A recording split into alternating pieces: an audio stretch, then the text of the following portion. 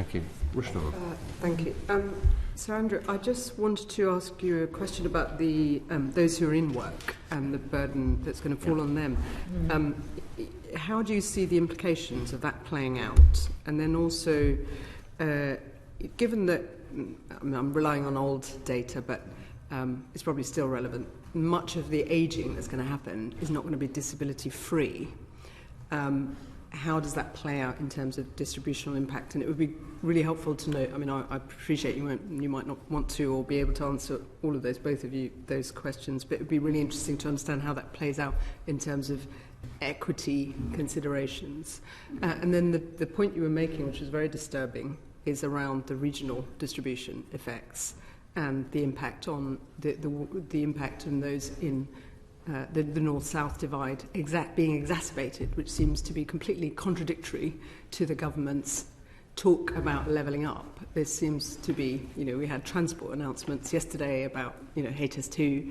Now last night we've got this, which seems to be doing the opposite of what the government talks about. I mean, do you have a view on that?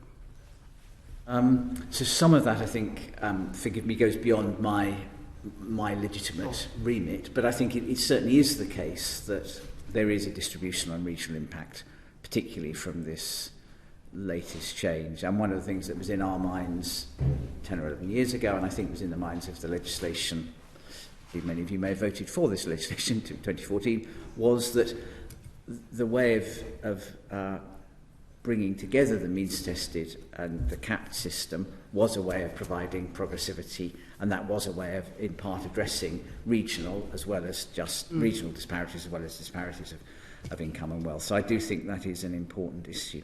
On those of working age, I think it will actually be sensible for me to turn almost immediately to Sally, who is much more expert on this than I am.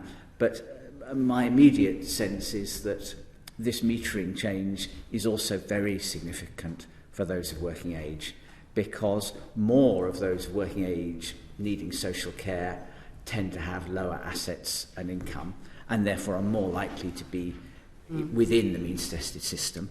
And so the combination of not setting a zero cap for them at entry and this metering change, I think but Sally, I think it's probably better. I think that's a marvellous moment to pass over to Sally on that question, and any observations you have on anything that we've covered or anything else you would like to share with us. Thank you. So I'll come back to the question about working age adults, if that's okay. But what I thought I might just do in terms of additional reflections from what Andrew said on how is kind of the assessment of this scheme. I've got kind of 4 main points to make.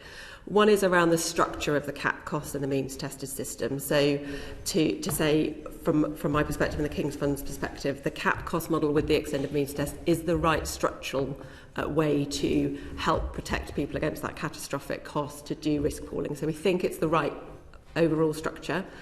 But there are a couple of the key elements of how the government is now proposing to build that structure that we have concerns about. So one is the working age adults, it not being zero when they enter adulthood. And the second is the change to how the cap and the means test interact, that metering change, which obviously Andrew's gone about in a lot of detail.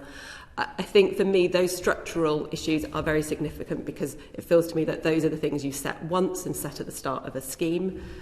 My second point would be there are a number of parameters where Andrew's taken us through what's more generous and what's less generous, and it's there's sort of 6 of one and half a dozen. Those parameters I also see as something that are much more likely to change over time. So the lower capital levels could be made more generous, the cap level could be made more generous over time. So those parameters, as I say, it's quite a mix as to where it's more generous or not, but whilst if the structure is the right thing, I think the parameters is something that can be debated over time and different governments would be able to improve over time.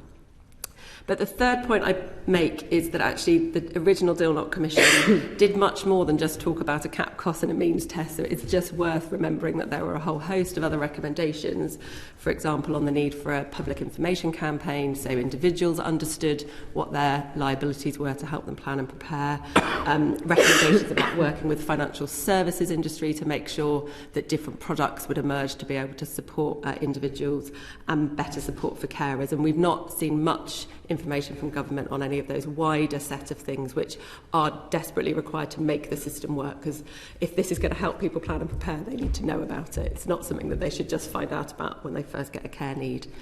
And then that leads me to my final point, which I think is a really important one that I'm sure we'll keep coming back to. This is about how you change the balance between the individual and the state, but it's building on an existing means-tested system that has been underfunded for over a decade and remains underfunded. And this year's spending review doesn't provide enough funding for us to be confident that the social care system can continue to meet needs as the population ages. So I think it's really critical that Andrew's first report back in 2011 talked about the importance of the first thing you do is strengthen the foundations of the means test system, then you make these changes to the structure, and we've not seen that happening at the same time as these cap proposals. But as I'm sure will come onto the spending review Can shortly. I just ask on that, so the underfunding, as you term it, how big is that? So it's quite difficult to give a precise number because it depends on your kind of ambitions about how much unmet need do you want to tackle. So there are high levels of unmet need. Age UK assessed there could be as many as 1.5 million older people with an unmet care need. It also how do you want to tackle the workforce crisis in terms of do you want to see care workers being paid more to be able to attract and retain them, or and what's your level that you think will be there? So it's hard to come up with an absolute direct number. Can you give us some sort of order of magnitude or range? So the Association of Directors of Adult Social Services say that £10 billion a year is needed to stabilise the adult social care system. In addition to that which the government's brought forward through the levy, etc. Yeah. How I look at it is to think the spending review has provided 1.8% a year spending power increase. Normally in social care, demographic pressures are around about 1.82% a year. We've also then got additional cost pressures through the increase in national minimum wage, the increase in national insurance contributions, changes on things like energy costs, which will hit care homes quite hard. So all of those mean that we think social care will need considerably more than the 1.8% that's been provided each year in the spending review. Right, thank you very much. Shall I briefly come on to the working age point? So a really good question and a really important one, because working age adults with disabilities will normally have a very long care pathway, partly because of the nature of their disabilities, but also their age. What that means is that they will face catastrophic costs over their lifetime. They get support through the means test, and as Andrew has said, the means test does become more generous, so more people will get some support. But because that support won't count towards the cap, they will find that the cap takes a long time for them to reach. And what that will mean is until they hit the cap, they lose all of their income down to a minimum income guarantee.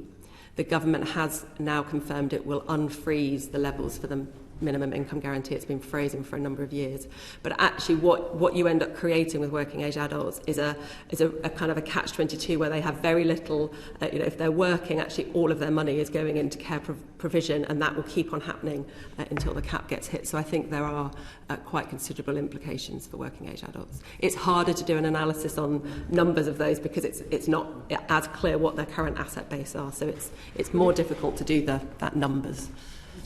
Would it in effect then, it's like a massive disincentive then for people to go back to work, and also potentially discriminatory, because if you've got a disability and you're trying to enter the labour market compared to wealthy people, as Sir Andrew was talking earlier about them being better off actually, and then obviously there are issues around productivity when that on the other hand the government's wanting to increase productivity and get the population back into work. So there are wider economic implications, are there not? Absolutely. And certainly if you want, as we all should want disabled people to be contributing to our economy, to our society, you want them to feel that they are able to work, and also that they're able to make provisions for their own later life, because disabled people will age as well. So actually if all of their money is being taken from the system to pay for care, they're not able to start and plan and prepare for their own retirement, etc. So I think it does create some difficult incentives. So in summary, this change is going to hit disabled people much harder, it's going to hit poorer people much harder,